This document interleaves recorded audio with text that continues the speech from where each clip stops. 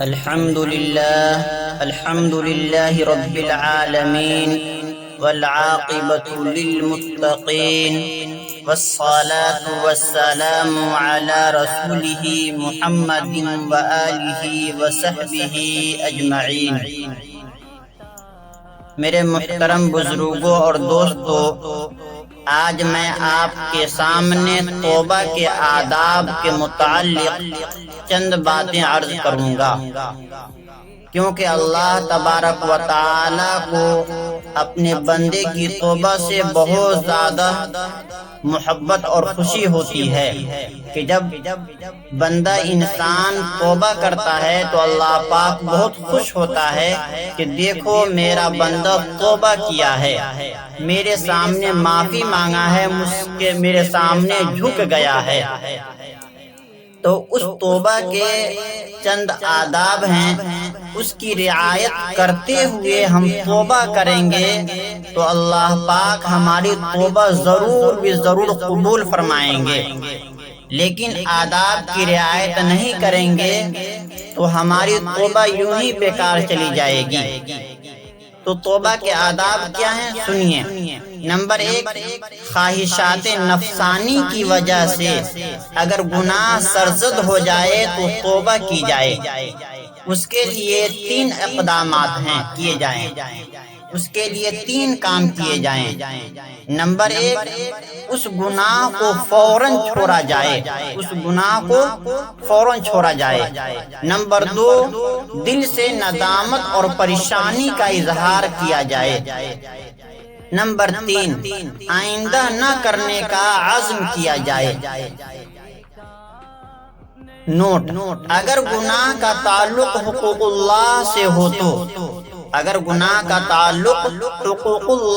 ہو تو مذکورہ بالا 3 اقدامات جو اوپر بتائے گئے ہیں کرنے کے ساتھ اس بات کا اہتمام کیا جائے کہ اگر فرائض یا واجبات کی ادائیگی نہیں ہوئی تو انہیں جلد از جلد ادا کیا جائے۔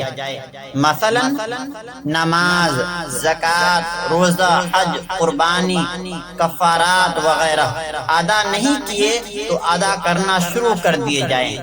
یہ اللہ کے حقوق ہیں، حقوق اللہ ہے۔ نمبر 2، نوٹ: اگر گناہ کا تعلق حقوق العباد سے ہو تو، اگر گناہ کا تعلق بندوں سے ہو تو متعلقہ افراد سے معافی مانگ کر، اپنے جس کے ساتھ کوئی گناہ کیا ہے یا کوئی بدزبانی کی تو اسے معافی مانگ کر اس کا ازالہ کیا جائے۔ اگر تلخ کلامی، طنز یا تحقیر وغیرہ کا رویہ اپنایا تھا تو زبان سے معافی مانگی جائے، اور اگر کسی سے مالی معاملات میں زیادتی کی تو اس کی ادائیگی کی جائے، یعنی کسی کا اگر پیسہ لے لیا تو اس کو ادا کیا جائے۔ نمبر 2، توبہ میں تاخیر نہ کی جائے بلکہ جلد از جلد اللہ تعالی کی طرف رجوع کرتے ہوئے توبہ کر کے اپنے گناہوں کو معاف کروانے کی کوشش کی جائے۔ نمبر 3، توبہ کرنے کا معمول بنایا جائے۔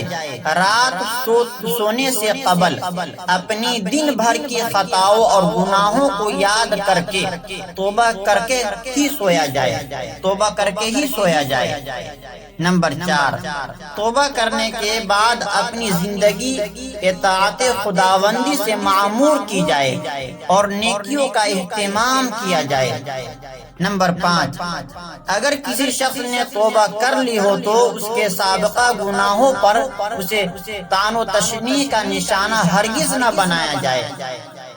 نمبر 6، توبہ کرنے والے شخص کو چاہیے کہ اگر اس کا کوئی گناہ لوگوں میں ظاہر نہیں ہوا تو اسے خود بھی ظاہر نہ کرے۔ جب اللہ تعالیٰ نے بندہ